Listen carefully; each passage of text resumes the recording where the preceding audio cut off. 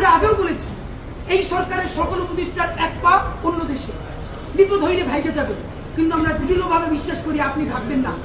এর প্রমাণ, আপনি যদি ভাবতেন পৃথিবীর কোন দেশ আপনারে রাখতে চায় না বলেন, তাহলে হাসিনার আমলেও 10 তলা বিল্ডিং পাইয়া আপনার আদালতে হাজিরে আপনি দিকে আসতেন না, আপনি তখনই বিদেশ থাকতে পারতেন।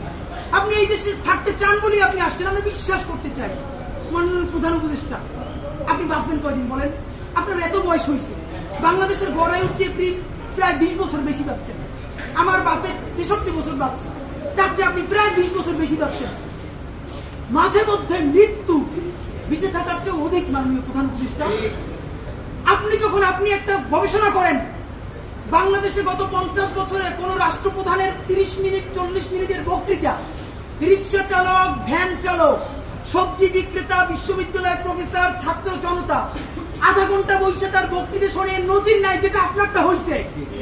এটা কিন্তু আপনার চেহারা দেখেন, আপনি রাজনৈতিক দল করছিলেন, ফেরও করছেন, কিন্তু এইবার যে আপনার এই বাংলাদেশের পক্ষে হৃদয় নিংড়ে ভালোবাসা, আপনি যখন বক্তৃতা করেন আপনি আর্টিফিশিয়াল কিছু বলেন না, কিন্তু আপনি যখন ঘোষণাপত্র বললেন আপনার চেহারায় আর্টিফিশিয়াল ছাপ।